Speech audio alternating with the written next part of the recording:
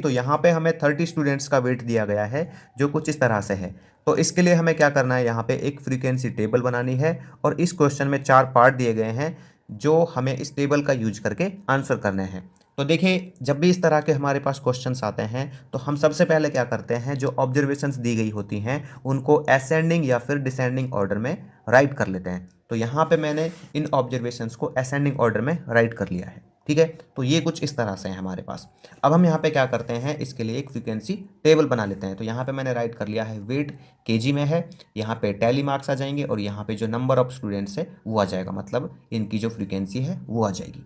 ठीक है, तो देखिए यहाँ पे इसको ले लेते हैं। तो सबसे जो छोटी ऑब्जर्वेशन है इसकी वो कितनी है, वो है 41।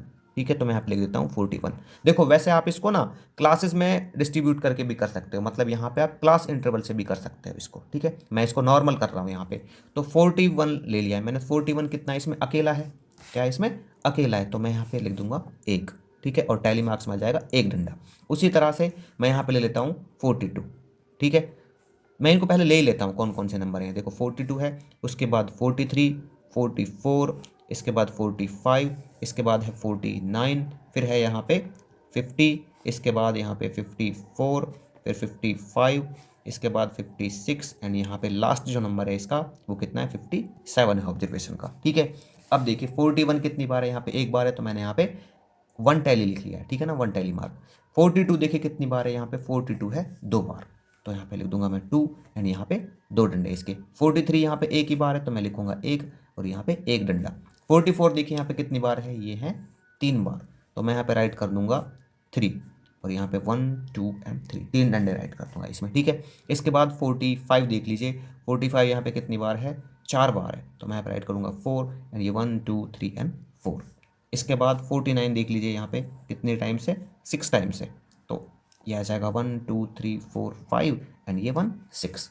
अब देखते हैं यहाँ पे 50 कितने टाइम से, यहाँ पे 50 देखिए यहाँ पे 1 2 3 4 5 6 7, 7 बार है, तो मैं यहाँ पे लिखूंगा 7 एंड ये 1 2 3 4 एंड 5 6 एंड 7। ठीक है, 5 डंडे आ जाएंगे यहाँ पे कुछ इस तरह से। अब देखते हैं इसका 54, तो 54 यहाँ पे 2 बार है, तो मैं लिख दूंगा 2 एंड यहाँ पे टैली मार्क्स 1 2। ठीक है, 55 देखते हैं तो एक ही बार है, तो यहाँ पे 1 डंडा आ जाएगा। इसके बाद देखते हैं 56, ये भी एक ही बार है, तो यहाँ पे आ जाएगा 1 एंड यहाँ पे 1 टैली मार्क्स। ठीक है, 57 यहाँ पे 2 बार है, तो ये आ जाएगा 2 डंडे आ जाएंगे। ठीक है, तो ये टोटल कितने हैं, टोटल होंगे यहाँ पे 30, क्योंकि 30 स्टूडेंट्स का वेट किया है यहाँ पे। 1 2 3 4 3 7 4 11 6 13, 11 6 17 7 24 2 26 2 28 और 30, टोटल 30 हो गए। अब इसके यहाँ पे क्वेश्चन नंबर 3 में ना 4 पार्ट दिए गए हैं, उनके आंसर कर देते हैं। तो ये कहता है what is the least weight, सबसे कम वेट कितना है। तो इसमें देख लेते हैं सबसे कम वेट कितना है, ये है 41, है ना, ये तो सबसे कम, तो ये होगा 41 kg। नंबर 2 में देख लेते हैं इसका। तो नंबर 2 में क्या है, ये कहता है find the number of students having the least weight in the above data.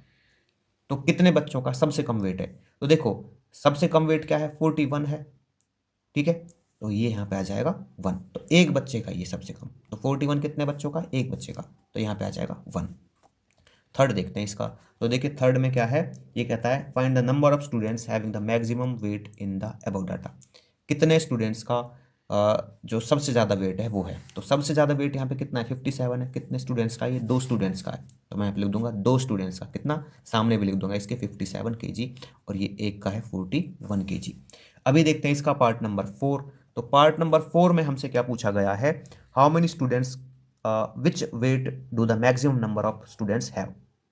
ठीक है, तो कितने बच्चों का यहाँ पे सबसे ज़्यादा वेट है, तो कितने बच्चे हैं सबसे ज़्यादा। देखो इस फ्रीक्वेंसी में देखेंगे सबसे ज़्यादा क्या है, 7 है। ये किसका है, 50 kg का, तो मैं यहाँ पे लिख दूंगा 50 kg। ठीक है, तो कितने बच्चों का, ये 7 बच्चों का है।